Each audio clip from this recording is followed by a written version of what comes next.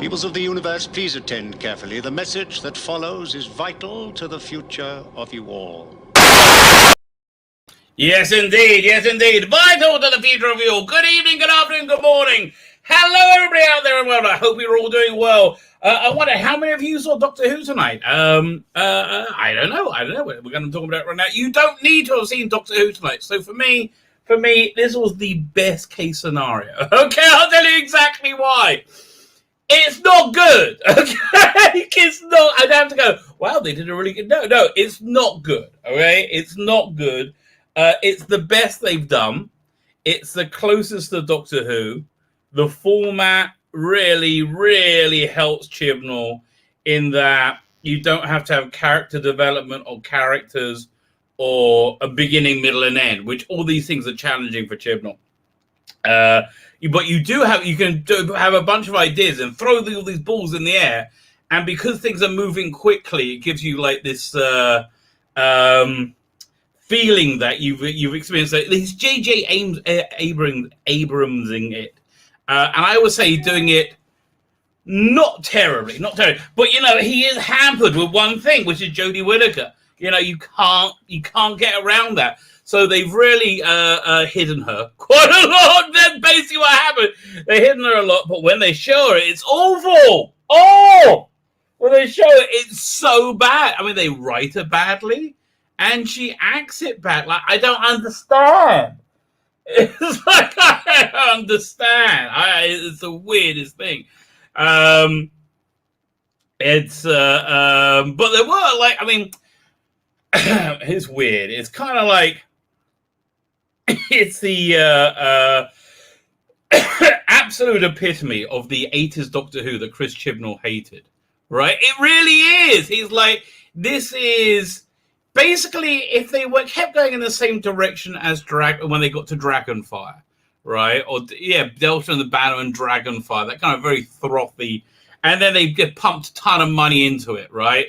And they did like a modern version. That's what this would be like, right? So it had that like comic book frothy feel to it. I think it'll probably do quite well, right? It depends. It have the BBC alienated their audience, like for their ground audience and their audience for Doctor Who's specifically. I don't know if it's not too little, right? Here's the thing. This is Chibnall sweating and doing his best. That smugness is gone. The smugness is gone. Oh, that's what it is. Yeah, the smugness is gone. And it's so much better for that. I mean, better. It's still garbage. I can't recommend it, right? I can't say, this is like... It's kind of like a 1980s comic book version of Doctor Who, right? That's really what it is. We're going to go through it. I took detailed notes, right? I took detailed notes.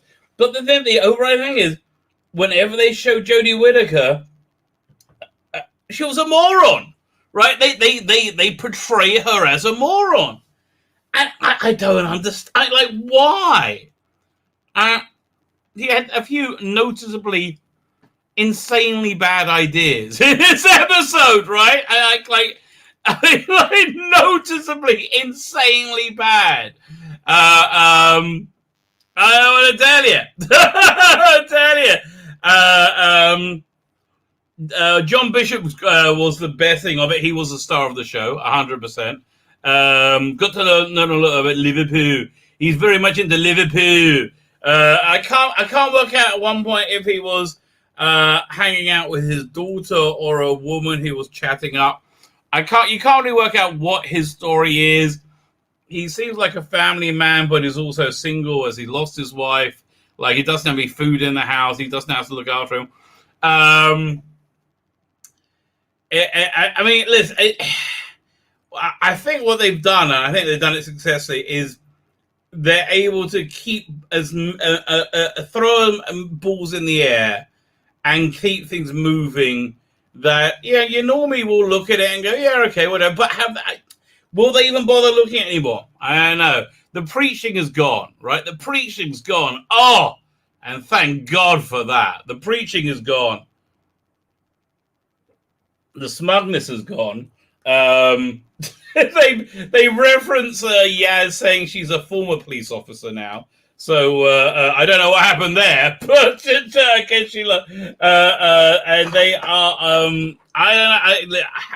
I don't know if they've been scissoring or if they're about to be, but like at one point they fall into a bed in the TARDIS, like in the console room. Weirdly enough, right? Weirdly enough. But there are some surprisingly good. I say good elements. When I say good elements, you know what it's like. I'll tell you exactly what it's like. Okay. Did you ever see like that Mark Gatiss, David Walliams sketch of Doctor Who, right? Where they're just like cliche upon cliche. Like it's kind of like that. It really was. So you have like this very cliched villain who, to me, sounds like Lawrence Fox, right? It kind of feels like they're doing Lawrence Fox as the big villain, the Swarm. He's very erudite, and I have been here forever. Torn up my moustache. He's the one with the little rocks in his face. I am evil from the dawn of time. That very, but he's very like aristocratic. Nothing really makes sense, but it doesn't have to because they're just lobbing balls in the air. So that's why I'm thinking this is really suiting Chibnall. Right, there's a few things that are just dumb. Right, there's a few bits of Chibnall logic where he turns things around and goes, "Aha! It was the opposite." And I'm like, "Oh God, that's just stupid." They will be dealing with the Timeless Child. They are dealing with the Division. That stuff isn't going to go, but I think they've been told to keep the politics away. Be done with the lecturing because this was. No lecturing, and they are trying very, very hard. Madam Kill was just like, I don't know. Madam Kill, like, is just a mean cunt. Oh, yeah. To, like, anyone she can be. And she's really like, I don't know. She was like, and these two are, like, inseparable. They're like, I mean, listen, if there's not scissoring in the TARDIS, they certainly want scissoring to be happening in the bloody TARDIS. Right. Let me just get to the chat, say hello to people, then we'll start going through the episode. Andrew Evanson says, it certainly wasn't perfect, but on the whole lot better than Kid was have a good enough. That's true. This is the best they've done. By far. I mean, by a far. And they're just throwing everything. I mean, they're shitting themselves. You can see it. They're like, Sundarans and weeping angels and walking in dog people. Yeah, and the dog people person's quite good. After that, the casting is good. Everybody does well with the villains are good. Dog Boy is good. I like Dog Boy a lot. Everything really is. And when I say good, everything again, it's very frothy. It's a very like juvenile. But apart from Whittaker, who is ridiculous, like the big deal. Thank you very much. We'll see what more we can do as we go along. I think Dog Boy is going to be a major element, so he's going to be Vinder. What the really? Did you hear Chibnall talk about it? We need to have no name from Game of Thrones. I didn't know what to do if we couldn't get no name. For any person could have played that, for God's sake. Oh my God. He could have got somebody from the Doctor Who time fracture bullshit. You have to do anybody could do that role. That was like, what are you for? Like, I don't understand. What was going on with that. But it's like, I don't know. Special effects I thought were good. I thought that they were stylized. Imagine again a revamped Tomorrow People. That's the vibe you're getting from it, right? PD Rich says, "Well, that was a mess." Well, yes, but it's the thing. It didn't have to be coherent, right? It didn't have to be coherent because it's part 1 of 6. Just here's stuff going on, everybody, and oh look, here's Dan Bishop, and Dan Bishop was engaging. Dan Bishop worked, right? That he was. Like that clip they released on YouTube of him was good. I mean, they have Mary sued him a bit. Like Dan Bishop is like, is that his name? John Bishop? Not Dan. No, Dan's a character, right? John Bishop. Yeah, they have like Mary sued. Like he's good at everything. So I don't know. I think it's the only way they know how to write a character because they can't. I don't know. Epsilon space underscore says, I honestly thought that was so hectic and overpacked that it was so much with so much shit. I think Chibnall is a crack addict. I honestly, that explains it. Chibnall likes a pipe. Well, the Epsilon space underscore, you are right. That makes sense. If you're doing crystal meth. Somebody check his teeth. If his teeth are falling out, then yeah, he's doing crystal meth. Just watching it now, said Jonathan Cox. It's okay. Oh, this was 20 minutes ago. Maybe finish now.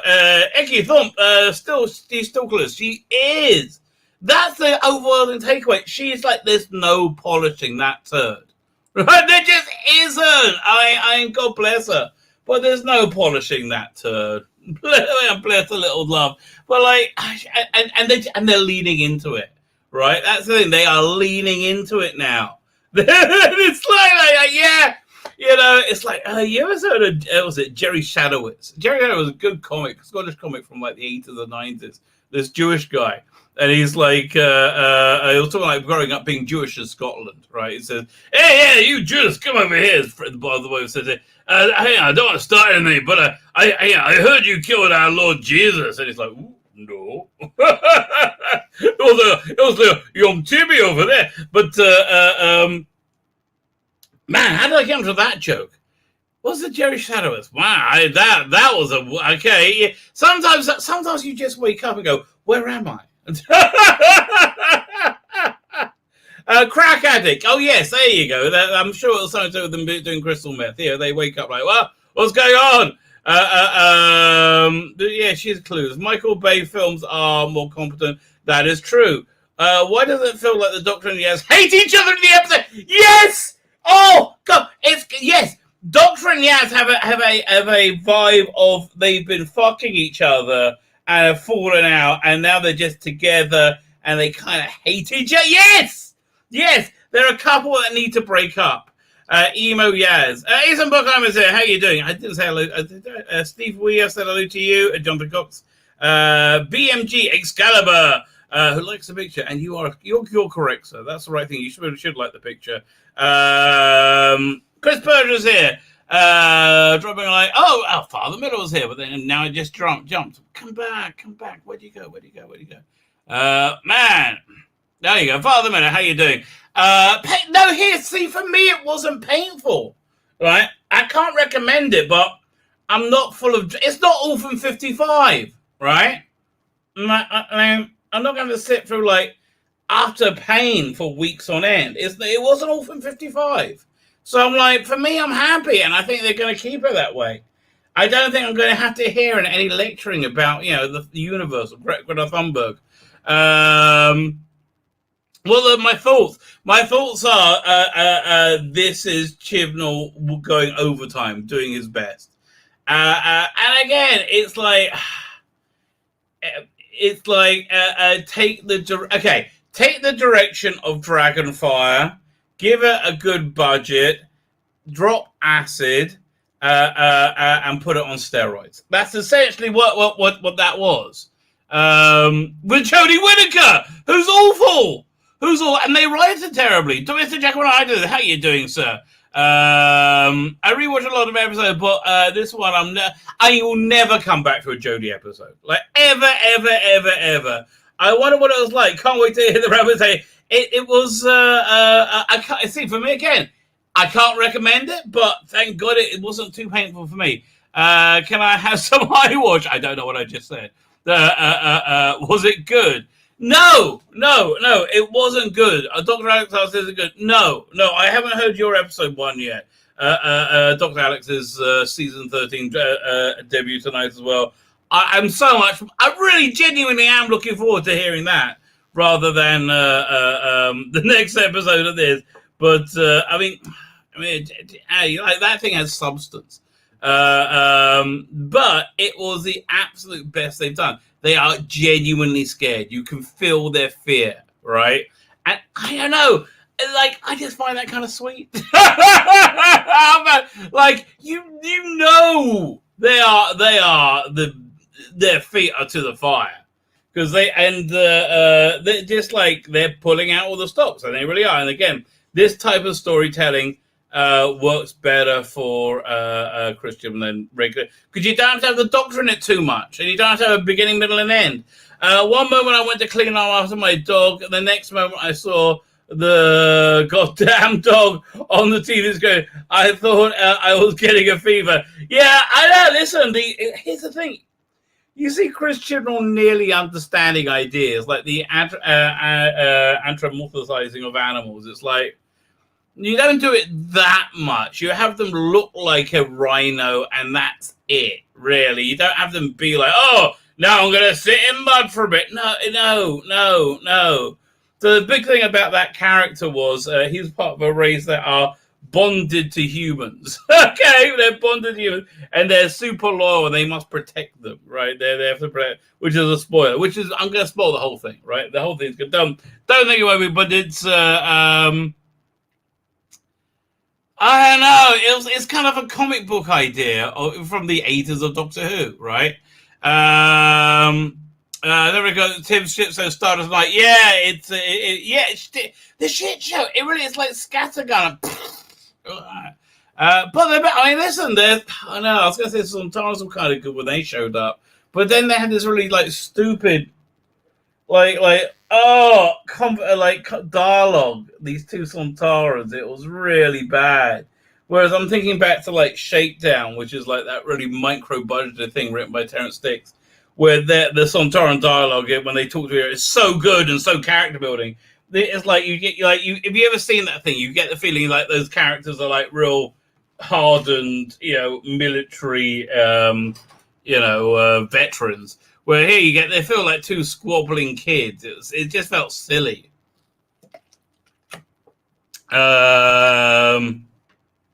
It was badly written. Badly, fairly. Her acting was so bad, I thought I was watching Chuckle Vision. Yeah, again, I can't say you're wrong. I mean, that's a fair thing. Like, you should have a narrative thread. There is no narrative thread. I'm telling you, it is the splatterbus diarrhea take on storytelling, like everything. But that's why, because I think he's shitting himself, right? I think he's shitting himself. The first time was the ship throwing shit at the wall and singing out. I would say more shitting into a fan, having it then spray at a ball and seeing what sticks, right? That's basically how I describe it. Do I have the right? No, it wasn't that good. It wasn't that kind of storytelling, right? Tzvi Lebetkin, did you manage to fit my... No, I haven't heard it yet. I am looking at one thing. I'm doing that tomorrow. Good. My brother tells me it's still so awful. Yeah, I mean, yes, it is, but it's like, oh, they're trying so hard, right? And John Bishop is not going to do badly out of this. It depends. From this one episode, if they maintain this, I think they're going to. I don't know. Also, I don't know if the damage has already been done. I mean, is anybody going to tune in? I really don't know. What the episode should have done is make a Doctor-like story and make it just a day in the life of Dan as the world collapses around him before revealing Jodie in the last seconds. Well, they do like to hide her, but I think they want to put more action in, right? I think that's basically where they are.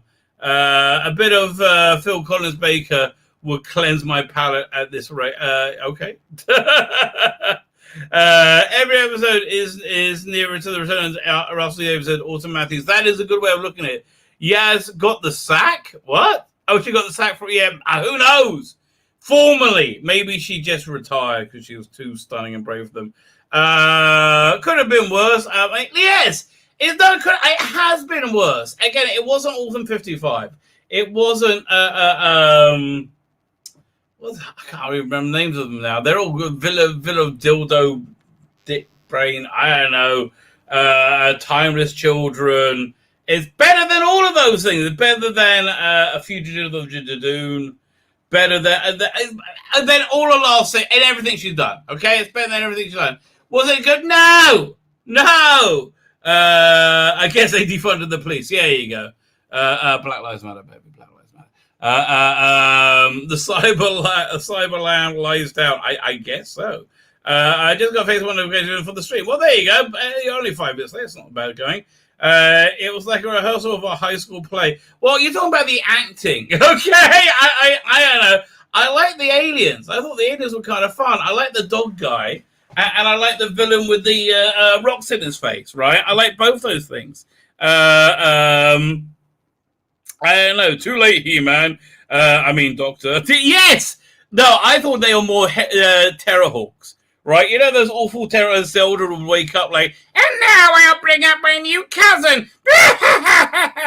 And it'll be like, my name's King Morpho. That's what he looked like. That's a Terrorhawk boy. That's totally what he looked like. Adam Doosley, I think the Swarm Blow it's Omega. Maybe. Who gives a shit? I mean, that's the other thing. You know, I like who gives a shit. It's really what I mean. Who gives a shit? It's like basically it's a fair way to say like they can't do anything now. That's like it's gonna make me care. Look, the eye candy in a lot of this was good. There's just a lot to listen. When I finish in the chat, we'll go through the episode so I can actually start getting through, going through all the. It's just a lot of cliches, right? A lot of cliches and a lot of things that didn't make sense. But you had some. I think them good costumes, good performances. Not terribly written parts as well. I mean, it's incredible. You had bantering like you see in pauses in the chase and fighting. Just get stuck in random places. Well, that is true. Shotgun storytelling, more blunderbuss storytelling, I would say. The weird blue monster at the beginning had the Absorbalos voice. It was uncanny. Oh, really?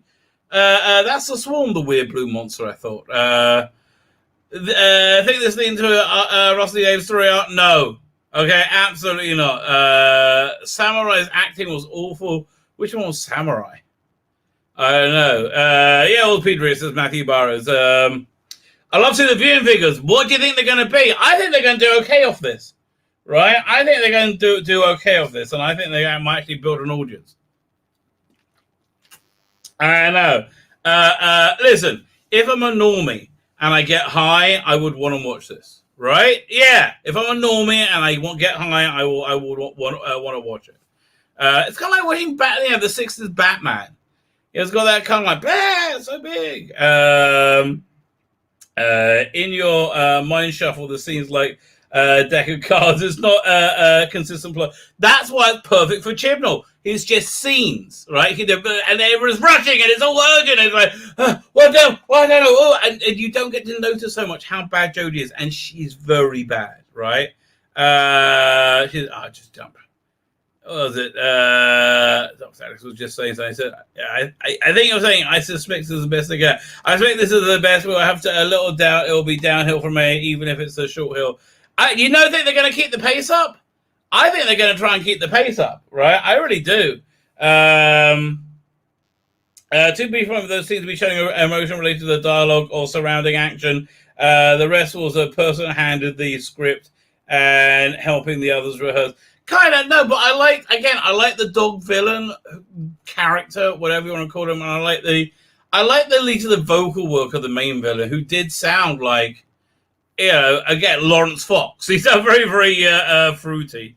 MWMCFC says, what a shame to see the Sontarans are still a joke. Yeah, they were a bit of a joke. Yeah, that's kind of true.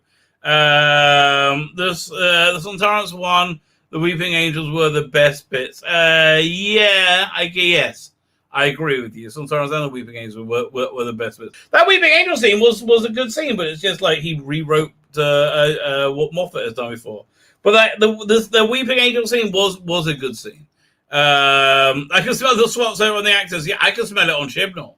Sonic Screwdriver is not a Star Trek Triangle. For her, it's like a magic wand.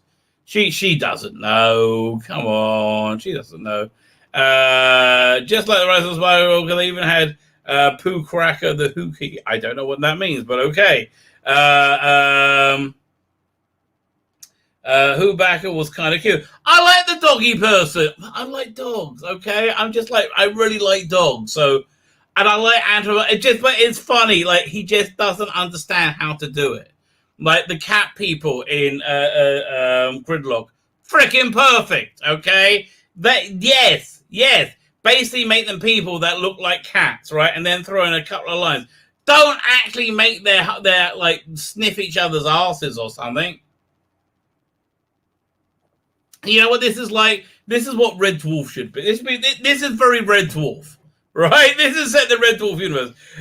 General says, you cannot spoil it. I'll spoil it. Yeah, you can. Here's a lump of shit. Oh, no, does that spoil it? No, it's always been shit, really. Did the actors look like they're having fun? Yes, they did. Absolutely did. The Sontaras acted like robots on dinosaurs. Yes, that's true. I mean, yeah, they did. Flux-tastic. It is a bit. You do need Imodium. I'm saying it. Steve McGarry says, "Is there a story in anything these days?" No. Big bad thing eating the universe. Right? Oh, what is it? I don't know because I'm the Doctor. I'm shit. Which is basically the ongoing thing. She's just portrayed as being awful. Sound like Ego Down is good. Yes, that's the vibe I got. That he's had a bollocking as well. But like, really, that's all he got was a bollocking. I think that was shit. That was so bad. It was entertaining in all the wrong ways of PD Rich. Well, there you go. That's a white way of looking at it. It goes downhill. My prediction is East Lynn. Did the international viewers have to turn on side of the download jumper? Hey, what's it from Liverpool? Liverpool's the greatest player ever in Liverpool. We have the footballers and Skeleton Man did look like Moid. There you go, Moid, Master of Disguise. I also like they also had the big teddy bear guy from Terrorhawks. He was in this. He was Dog Boy. Did the costume and the prop dogs did good. Yeah, they look like they had fun. What's happening to the rabbi's face? I don't know, but listen, I hope I enjoy it.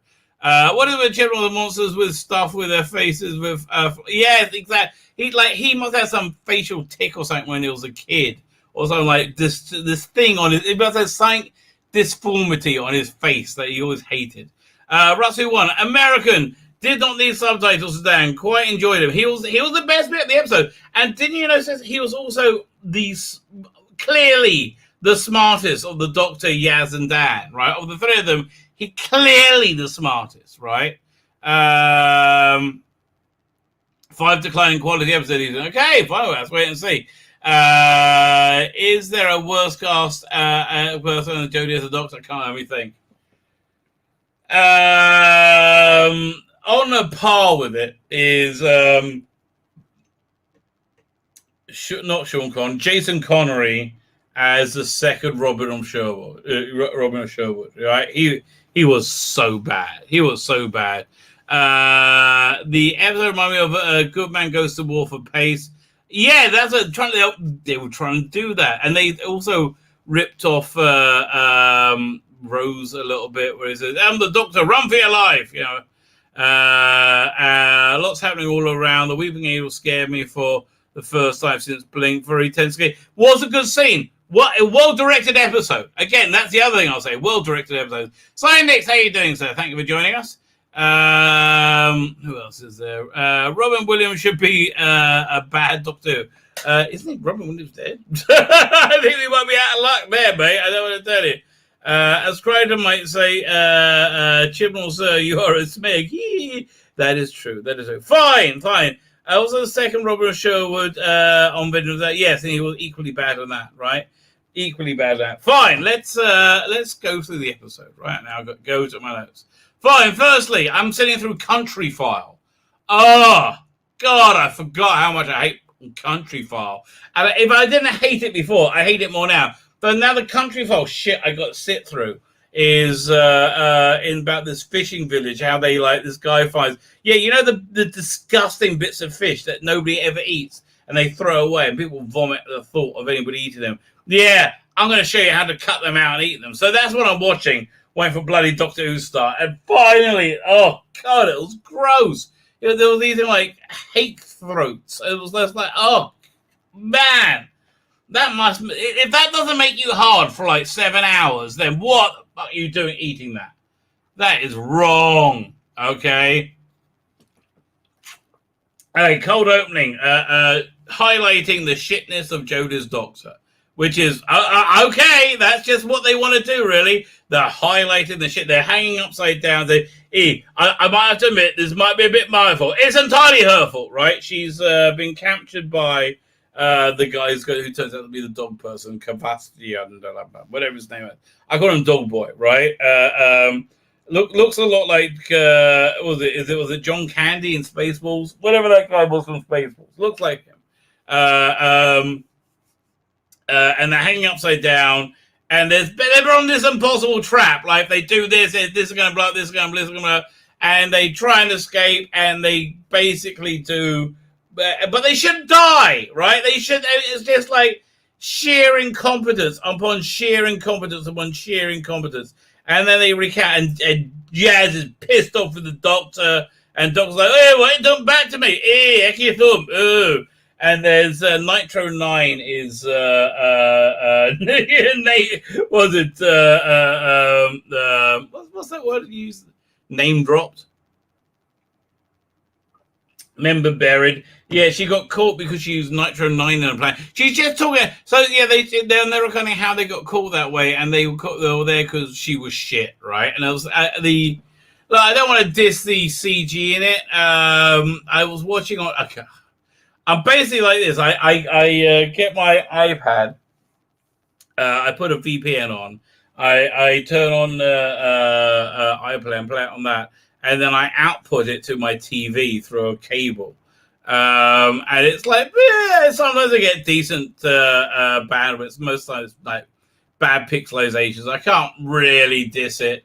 But it was like, they got to get through all these different things. Then this guy's clearly beaten the Doctor 9 ways till Sunday. And they got caught 9 ways till Sunday as well because the Doctor's an idiot.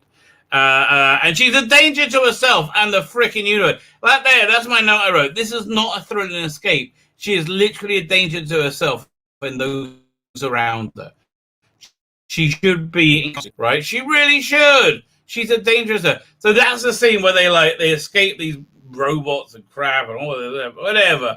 And then they fall into the TARDIS and they fall into a bed that's in the console room, a big, comfy double bed where they clearly have been having sex. I mean, I guess that will seem to be the inference. An unmade one as well. Neither of them seem to be the tidy one of the couple. Then we get the titles. And you know what? Really, Chibs? I thought you would have sprung to make a whole new title sequence for the special Doctor Who Flux season, right?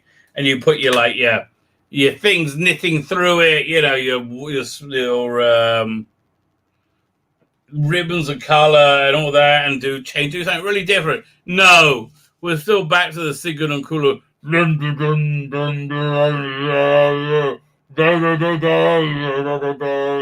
It's garbage, right?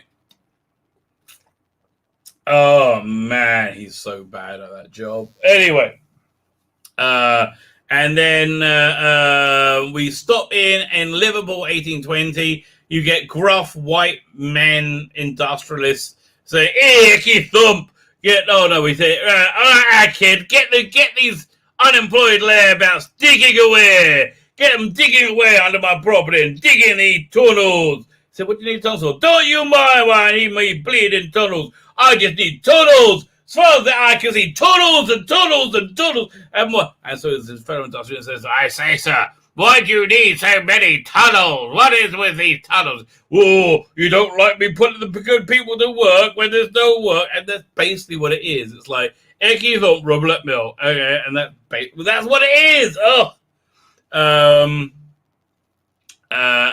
It's like a legal extraordinary gentleman skit I wrote here. So then they go 200 and or was it 180 odd years, 181 years later, you get Dan, who's super proud of Liverpool. And I kid, he's showing people around the Liverpool museum. Yeah, over there we have the footballers, and over there we have the musicians, and over there we have Liverpool, best player in the world. I kid. So that's basically what his character is, and he's good at everything. Everybody likes him. And then he's talking to something. I thought he said it's his daughter, but I can't remember. And she's like, "Look, you're not a tour guide, you know." And when he sees her coming, he stops up. He stops giving this tour. So yeah, go and enjoy yourselves now, like. She's like, "You're not a tour guide. You're not allowed to be a tour. Yeah, I just like to be helpful." Or what? I don't know, whatever bollocks. So then they agree to meet for drinks. So again, I can't work out if they're looking to shag each other or if it's her daughter.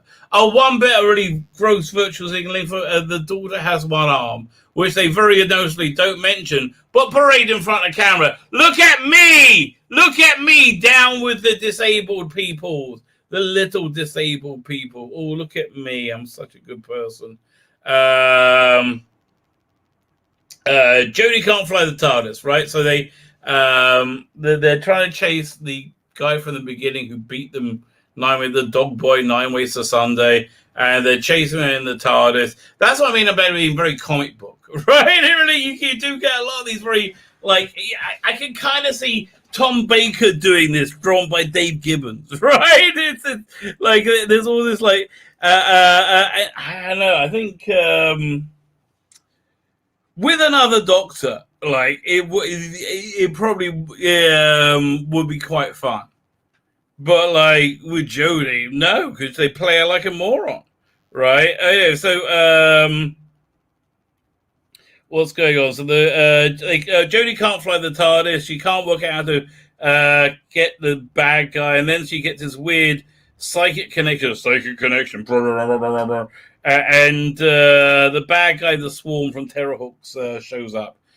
He's in this weird, I don't know, wilderness, darkness, desert, rock, wilderness, I don't know, thing, sort of held down by laser beams or something, these very blue power beams. And then in teleport two stunning and brave women, one an older black woman, one a younger white woman, and they're both stunning and brave. They're stunning and brave together, and they're there to check on the prisoner, right? Because show them how stunning and brave they are.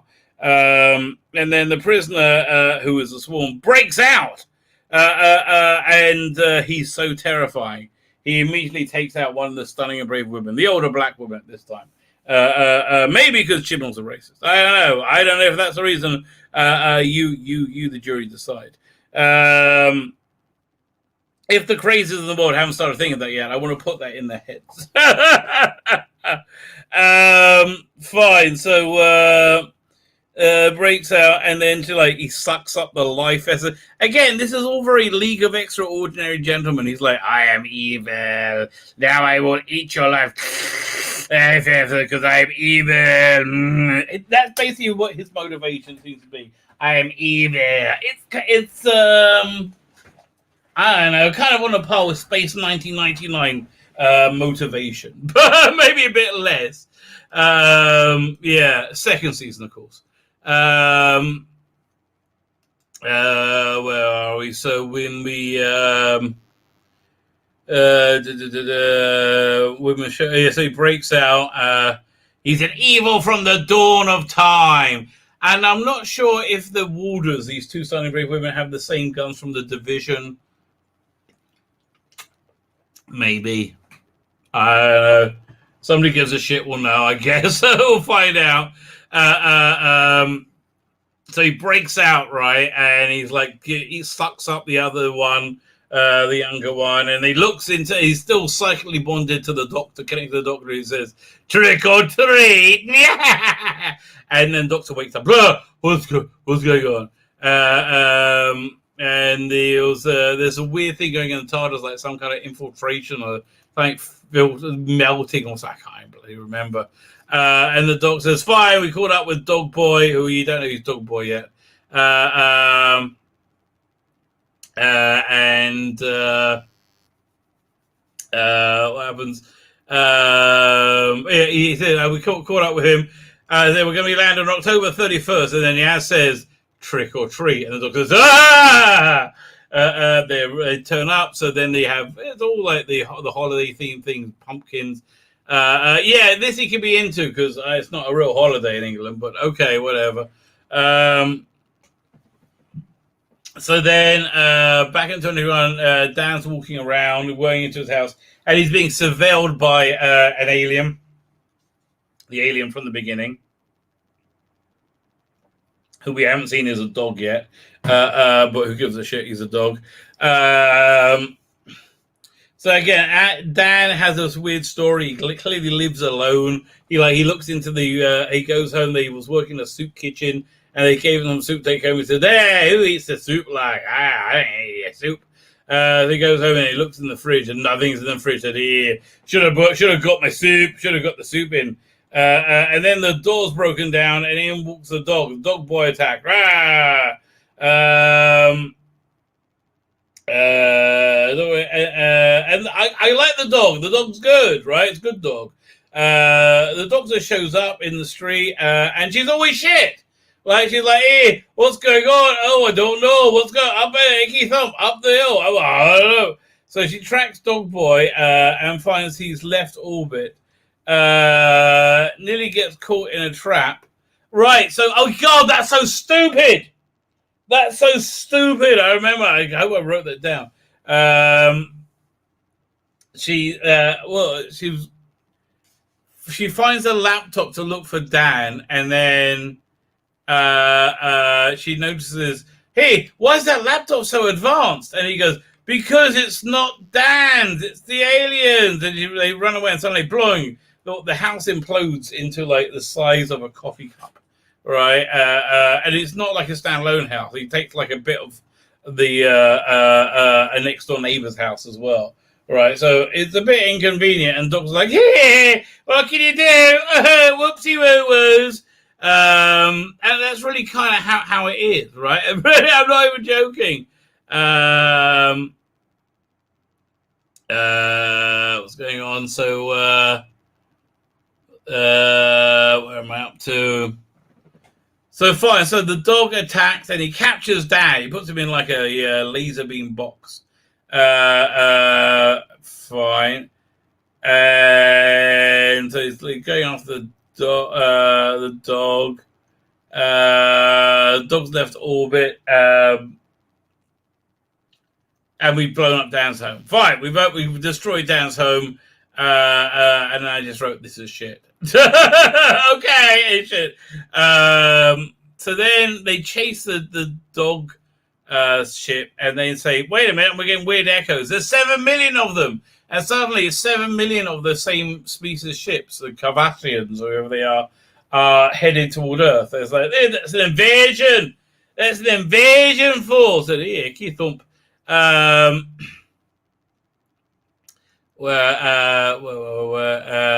then we cut to this weird thing in the Antarctic where you have like this remote station. You have a man and woman there, and you have this piece of like sculpture or something that starts glowing, and they go, "Oh, they said it will never happen." "Oh, what it is? What should you do?" And they smash it, and it doesn't really do much. Keeps on glowing. Glowy. Where was it? So then we go back to we're on Dog Boy's spaceship with Dan in a cage that's electrified, so he can't touch the side. Dan is the star of the show, 100%. By this point, Dan is absolutely the star of the show. He's probably been in it more than the Doctor, much more personable and more competent. Right? He's able to talk through the animal well, and deal with the whole like, "Oh, he's an alien" thing. Yaz wants to know why. Yaz wants to know why the Doctor wants the dog person. Right, as an investigator looking around, seeing what's going on. So, why do you want to know about Chase's like what's his name, Kavasian, or whatever his name is. And the Dr. grimaces, yeah, you thought I'd take you to great places since Riot and whoever left, and whatever the other ones who escaped. I thought, if you don't like it, and they're like, so they're basically a bickering couple that want to get divorced, right? They really do. So Des was no white ones always, and so they're bickering about it, and they're in the street, and suddenly somebody walks up and they goes, "Doctor," and she's like, "Hey, who are you? I don't know who you are." And he said, "Oh, I know, I'm from your future. We haven't met yet." And they don't really talk much, right? And she says, "I better let you go." So the Doctor and Yaz enter the TARDIS, and they've noticed the door where they go in has moved. And they're like, "Hey, what's going on? That's weird." That's very strange. Who cares? The Doctor and Yaz bicker. Yaz is like, "Why won't you let me in and tell me what's going on with you, Doctor? You know I love you. Oh, Doctor. Oh, you know I love you so much." Jodie's being a right cunt to Yaz. And which is why I don't say. And Jodie is hiding why she's obsessed with the dog person. The woman from the future, Claire, then meets a weeping angel, and she knows what it is. That's a good scene, right? That's it. Whenever Jodie Whittaker's not in it, it's not bad, right? It's not, well, it's not bad. It's not, not bad, not bad. It's like Primeval, right? It's like that kind of level. It's not obnoxious, right? It's not like last two seasons. It's not good. It's not really Doctor Who. I think the damage is done, but it's the best they've done by far. So where were they? Big. Why wouldn't you let me in, Doctor? But then we have the Weeping Angel scene. She meets a Weeping Angel and she like tries to evade it. And she tries to get into a house, thinking that'll give her some protection on the Weeping Angel for some reason. She drops her keys and she's they do it. It's a tense scene. They do that quite well, right? They do that pretty well. And then from her point of view, she looks away. You see her look away for a second, and then you see the Weeping Angel reach out. That was effective, right? That was pretty darn effective. That's a good scene. There's most scenes without Jodie. Then we meet Vinda, right? Vinda is like on a lighthouse in space, watching this phenomenon, giving reports for like thousands. He's been there for a long time. And he's all alone, and he's like, "Yeah, well, at least I get to see this incredible sight." He seems a bit of a weirdo to me, actually, Vinda, to be honest with you. Seems a bit strange. I don't know why.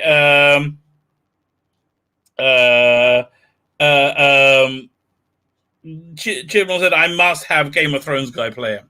Like, I don't know what to do if we don't get anybody could play him. Like, I could play him. Anybody could bloody play him. This is like not unless they're going to do incredible things over the next few episodes. But pretty much anyone can play this guy, right? This is not a tricky role, right? This is pretty darn easy, if I may say so. So then this Star Trekky giant cloud in space shows up, starts blowing up all these planets. Woo! J.J. Abrams, bang, bang, bang, all blows up.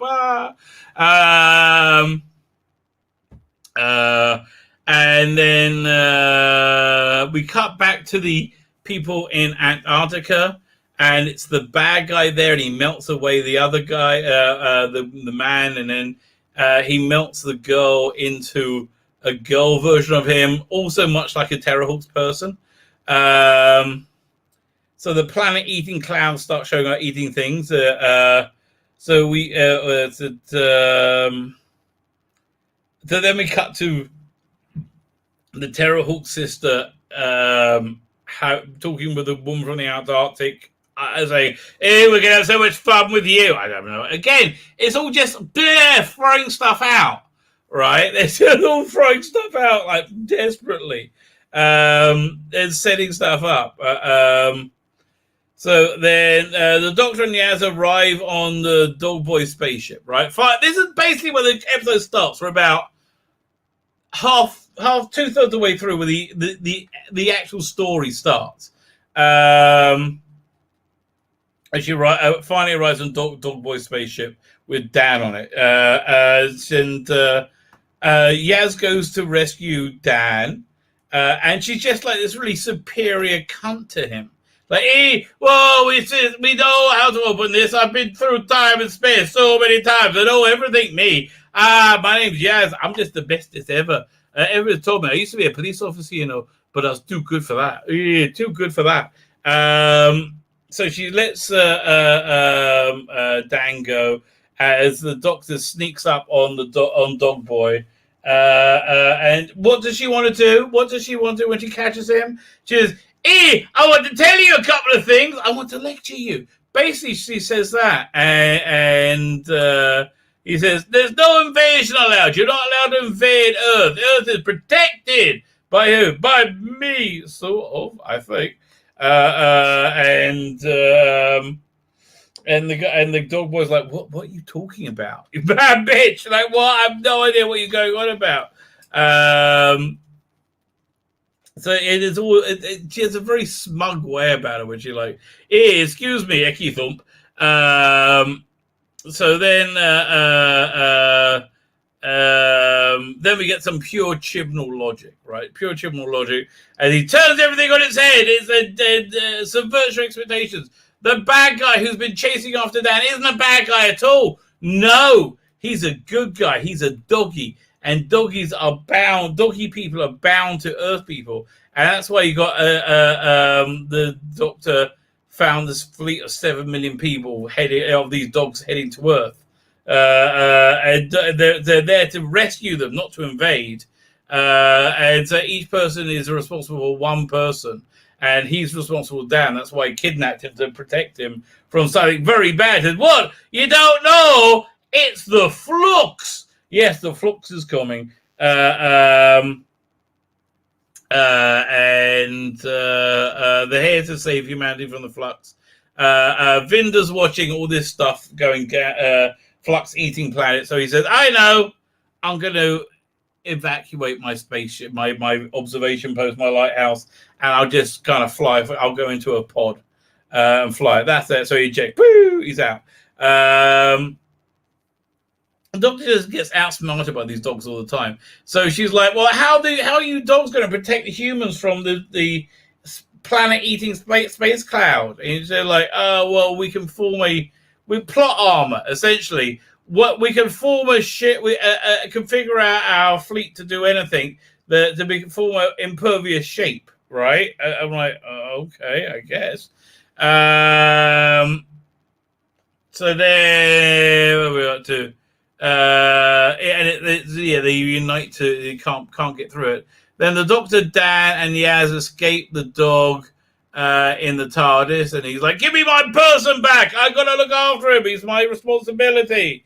Now there's another door in the floor, and they're getting a bit perturbed by all this, quite frankly.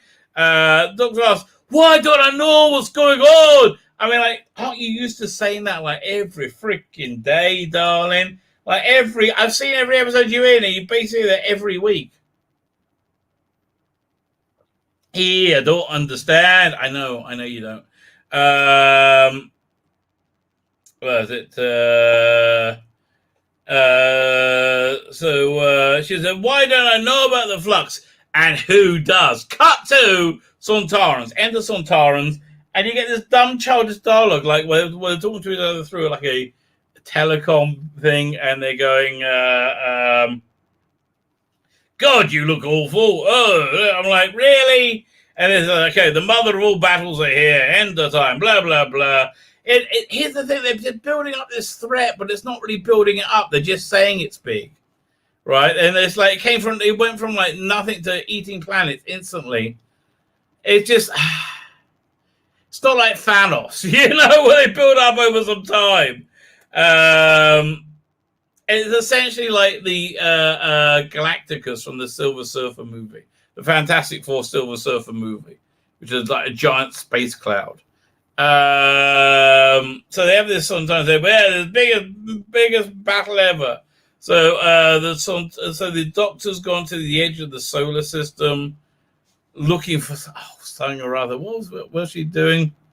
Can't remember. Who cares, right? And they're looking at the TARDIS saying, "Oh, that looks nice." And suddenly the cloister bell goes off, and the Doctor sees the Flux, and it starts eating everything. And she has another vision with the swarm. Oh, Eki Thump! Oh, where am I? And they're in this dark beach or something. And he's like, Doctor, you don't remember me. I remember you. Twiddle my moustache. Here's my glowy things in my face. They didn't even leave any trace of me in you. I am the dawn from the end of time, beginnings of time. Yeah, all this kind of crap. And our final fight has begun. We play the game at last, Time Lord. It really is like that. This is everything he said he hated in the 80s, Chibnalls. Just doing all that. It's so weird. And then she's back to reality again. I'm awake now. Yeah. And the Flux is chasing the TARDIS. Okay, so here's what does she do? This cloud that's eating planets, right? Literally eating planets. What's her incredible plan? I know! I'll fly towards Earth because the dog people have magic spaceship that can join up and make a magic shield. But they don't know that. So she's doing that, and she's like, just do what you're told, doggy people, and send them on there and said, he thought it worked. It actually worked. It's still, and they're like, they can't get to it quick enough, and it's all like bringing it to a crescendo. Said, I know what we can do to get rid of you. And she gets the hammer and she smashes the TARDIS console. And then there's like time vortex flows out of it. Says, how'd you like that, Space Cloud? I have no idea what you are whatsoever and what this is going to do. Here's some pure vortex energy. And the cloud goes, thank you, that's nice. It keeps going. Bigger is there was no build up to any of it. Yeah, it went from 0 to 60. Yeah. It had the subtlety of a brick, absolutely. It's that reminds me. My father, when I was young, he told me how they do a vasectomy. So how they do that, Dad? I said, well, here's what they do. You get a brick, 2 bricks, right? And you hold it in your hands like that, and the gentleman places his scrotum between them, and you go, BAM! Like that. I said to my dad, but Dad, doesn't it hurt? He said, only if you get your thumbs caught. So, it has a subtlety of a brick. That's the brick. There was no hand pull, and it's like, and it doesn't do anything, right? It's like she... it's so many stupid ideas she has in one episode. She's so stupid, this doc. I mean, and they write it that way. This is not a documentary. This is them making choices, right? And then was it?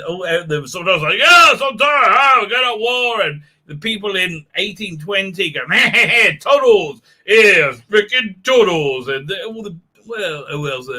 Jazz is like, I don't know what Jazz is doing. Oh God, least the better, I think. And she's like, it's kind of like the cliffhanger, I think. What happened? I think that was it, right? This is the end, or something. I can't remember, but basically it, right? That was basically it. Well, dog.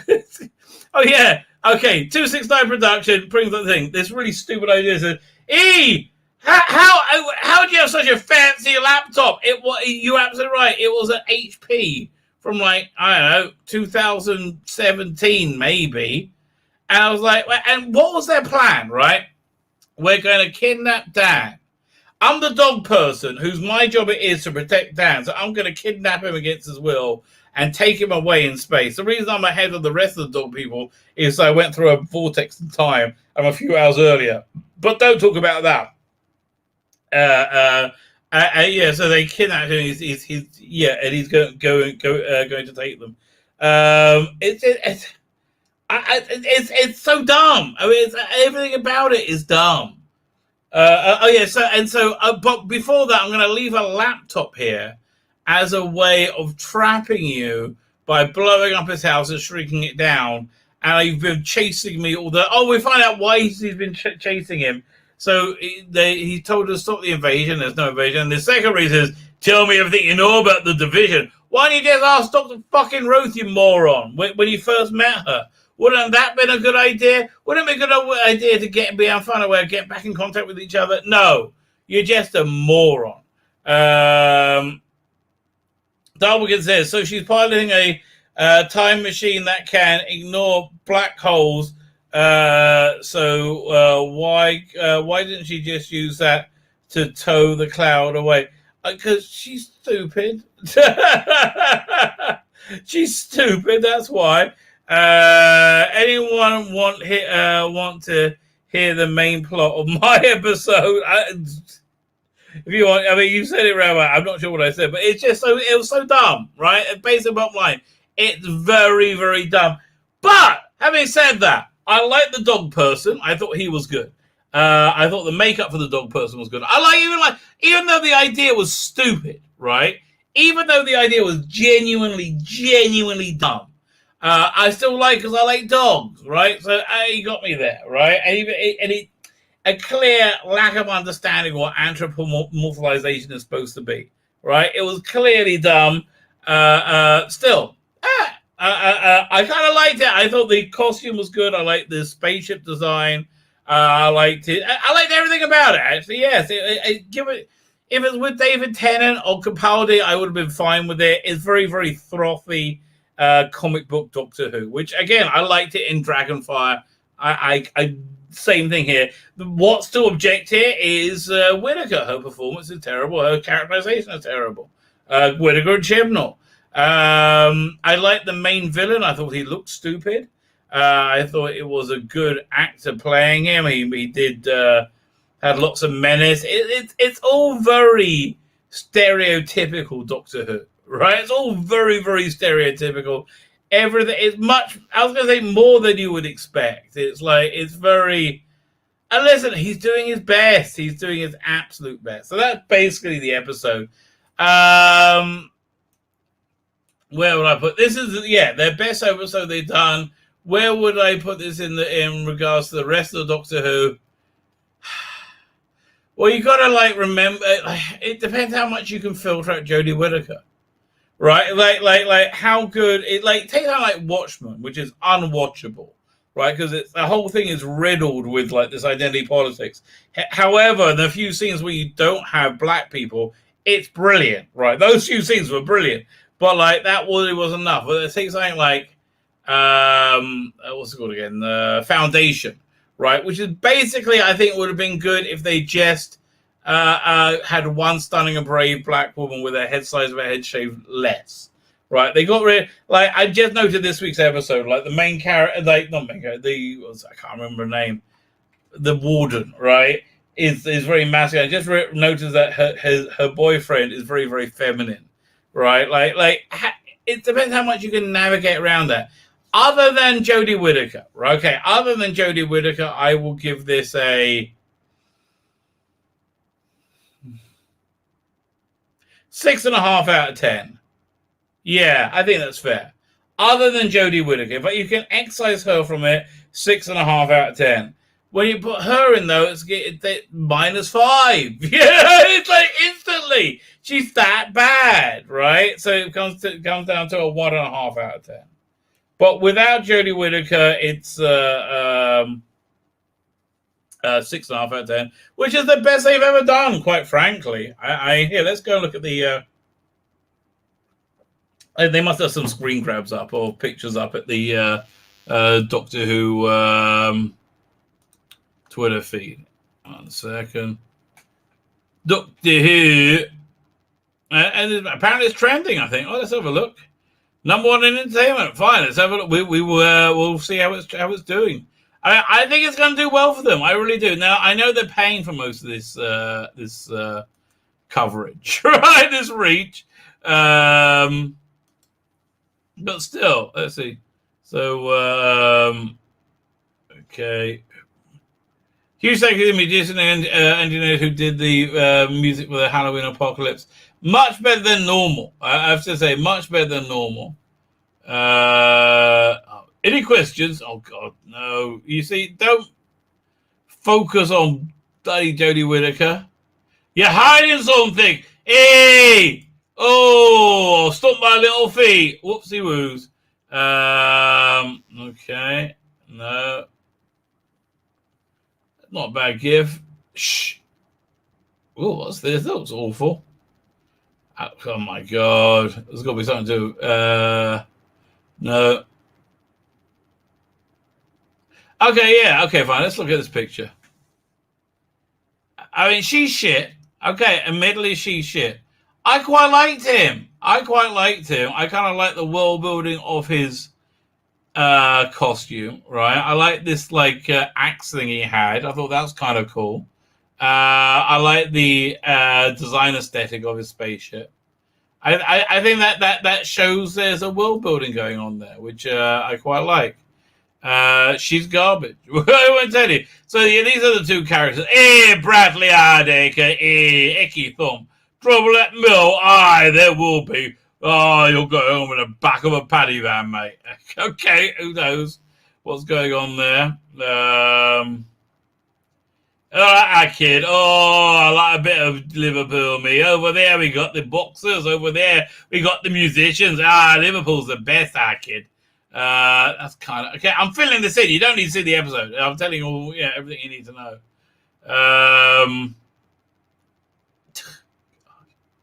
What else we got? Oh man! Oh, see some real Doctor Who. Oh, I'm gonna watch Capaldi. Now I'm gonna go watch. I'm gonna watch that episode. God, Bandit, please, Bandit, darling, stop. Yeah, so she's the person from the future. That was quite a good scene with the Weeping Angel. Completely replaceable. I don't know what to tell you. So she completely preferably replaceable as soon as humanly possible. But listen, I think it's the best they've done. It's about this scene was pretty good. Yeah, I'll show you. There we go. We'll go a bit.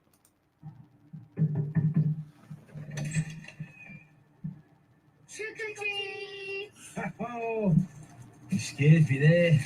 See, they keep playing him up as being this super nice guy. Sorry, I'm going to make it louder. Trick or treat. Yeah, you scared me there.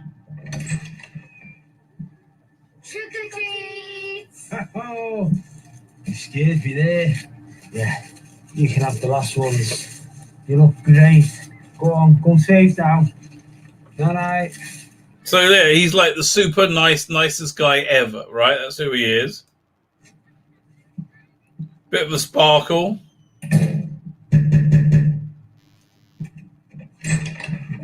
All right, lad. Trick or treat? No. You are? How old are you? What's the difference? Like, this is a good scene, not for Doctor Who, but in general, it's a good scene. You're dressed up. Well, neither are you. You're just going round knocking on people's doors. I heard you had sweets. Go on, get off with yours.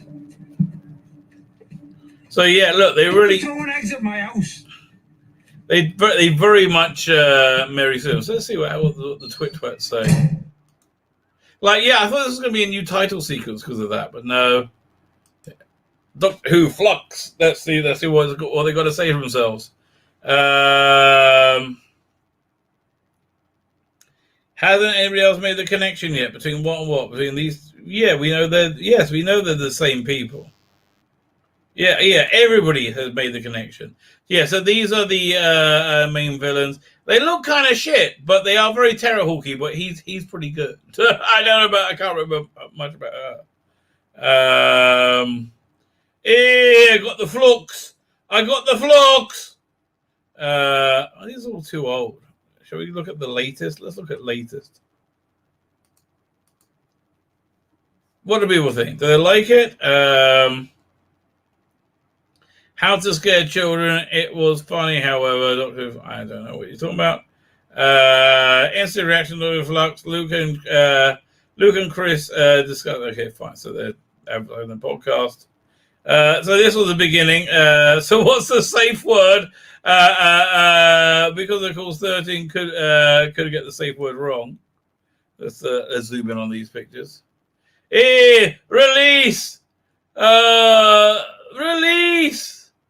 Oh, what a relief! Hey, that's when they landed in the bed together in the TARDIS. I mean, like it's just a bit weird. That's a bit weird, mate. It's all a bit weird. What's that? It's not very good Doctor Who, I'm afraid. It's Bradley Ardick. Oh yes, this is where the Sontarans appeared. Yeah, you look terrible. No, the other one says you look terrible. Okay. Doctor Who Flux over on thoughts. Down to seem like he'll be a beloved companion. Enjoy the series. Weeping Angel scene was amazing. Yes, I agree. Level of high stakes, intertwined narrative. Enjoyed Yaz giving a shout out to God. Leave me alone with Yaz. Leave me alone with it. Oh, here we get some pictures of it. I mean, it's like when it's still, it looks kind of stupid. Oh, look at your little brain trying to work it out. But I mean, I guess his face moved pretty good. I don't know. Okay. Yeah, Dr. Flux.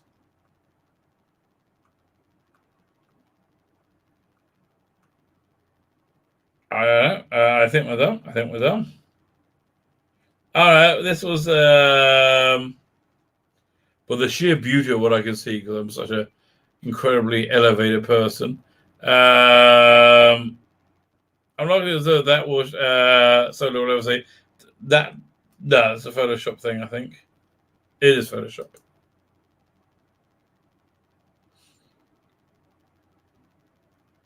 Anything else new here? Run! That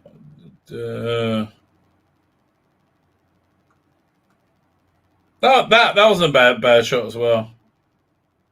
Like, you know, exploring, looking outside the TARDIS.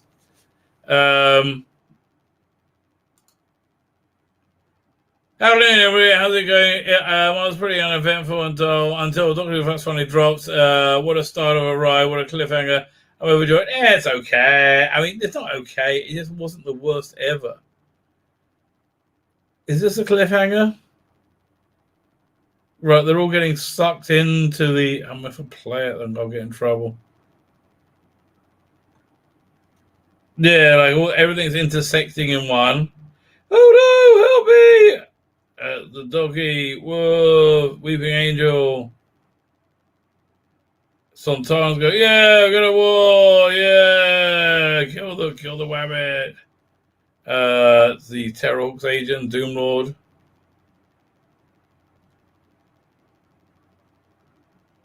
Yeah, one second.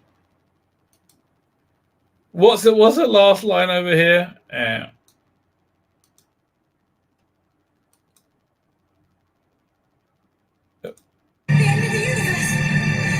It's the end of the universe. The end of the universe.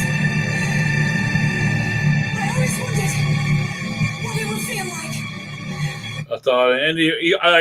One of those wonder what it feels like. It feels like watching your Doctor Who. We go, thank God. Yes, no, it's fine. Move on. Yeah. This is what I mean about he didn't seem to have much food going around. Like he wasn't really looking after himself. Get yourself a takeout, mate. Get yourself a takeout. Okay. Yeah, that's a weapon design, which I think was fine. But generally speaking, 6.5 out of 10 for the non Jodie bits. Take 5 off if you had Jodie in. That's really how it breaks down. This will probably do. Do okay for it. Let's see. Oh, see what Matthew said. No, liked it. Blimey, I'm impressed. No, I thought it was pants. I agree with no, it was pants. I mean, so I only went to say it was just. I doubt it's going to come together. and be cohesive.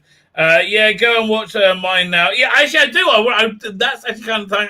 That's what I enjoy doing, right? And again, are you able to drop the link in the chat? Here, 1 second. I think I can. Wait there, everybody. We'll find it. You sent it to me earlier today. See, that's kind of useful. I just pressed the wrong button. Okay, fine. We go over here. Here we go. I'm getting used to a new keyboard. My keyboard died today. Doink! Go! Go check it out. Go check it out. I haven't heard it. I'm surprised no like. I don't know. I'm gonna go and listen to what they have to say now.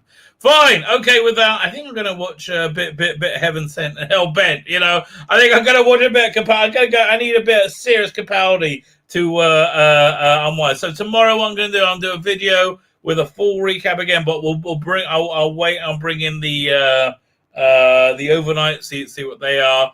I'm going to be very intrigued to see how they do. I think they're going to... Again, has the damage already been done? I can see them doing 3.5 on the overnight, right? I can see them doing 3.5. Putting back Biden was trending on Twitter, says DC. Assuming Biden doesn't destroy the world. Before we get the overnights, who knows what dares to dream? You know, you never know if we're going to wake up tomorrow. That's life in 2021. I'm hitting the end broadcast button, hitting it again.